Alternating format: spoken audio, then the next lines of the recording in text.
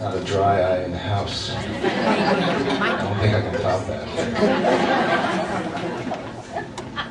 When I first met Doria, I really didn't know that much about her. She was an ex-girlfriend of an ex-roommate of a friend.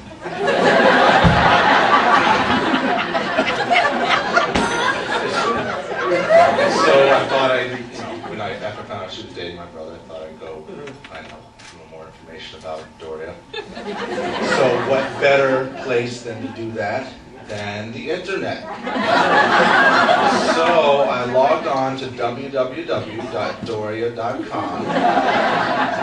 and basically after accepting like an electronic disclaimer saying that I was at least 18 years of age, I was able to also browse like the over 18,000 pictures of Doria and her friends, and I learned a lot. I could tell that she was first class. And it's been said that sons will tend to pick a girl that's very, like their mother. And I don't know about you, but when I look at Beth and Doria, I'm really thinking, no. They don't look alike, they don't sound alike. Personality-wise, they're pretty much way different. I think I figured out why. I think subconsciously, if we had picked someone who looked and sounded and acted like my mother, we were afraid that my father wouldn't like her.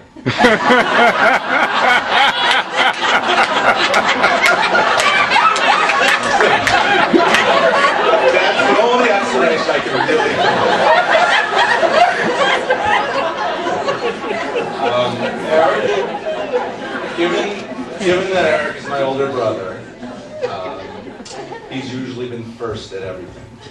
First to go to high school, first to play sports, first to go to college, first to go to a rock concert, first to get arrested for possession of illegal drugs.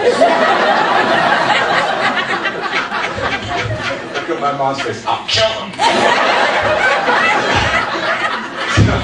Didn't know that, did you? Now, I'm proud to say that this time I was first to get married to a blonde. And so given that I think I have maybe 5 years experience over my brother in this area, I put together a top 10 advice list for my brother to take into the world of marriage. And actually, for number 10, I'd actually like to call up a guest speaker. I know you don't typically do this during a toast, but I figure you're captive audience and we don't have much choice. So I'd like to call up my cousin Andy Rich to tell just a little background for this little piece of advice. I'm the first cousin, and the first of all the cousins. When we were up visiting Eric when he was a little boy, we would take him and we sort of take care of him and babysit. So we went swimming and we took Eric back home to get him changed and all that stuff. And as I was getting him dressed, I guess Jen, my sister, I left the door open. We turned around and Eric just bolted out the door, butt naked, butt flapping, everything flapping out there, running through the courtyard, where Jen and I had to chase him and gather him back up and then get him dressed. He was a very cute little boy. So, for my first piece of advice, don't do that anymore. It's scandal. Number 9, when you and Doria are looking at old pictures of when you were dating, and she asks, have I lost weight since this picture? The correct answer is not yes. The correct answer is not no. The correct answer is, I love you. No, there is no other correct answer. Just remember that one. When it's her birthday, number 8, when it's her birthday and it happens to fall on a Wednesday this year, and she says, it's okay, we can celebrate on the weekend anyway, it's a lot more convenient. That doesn't mean that you are now free to do nothing on her birthday. you're basically screwed, and now you kind of have to take her out to dinner twice. I learned that one the hard way.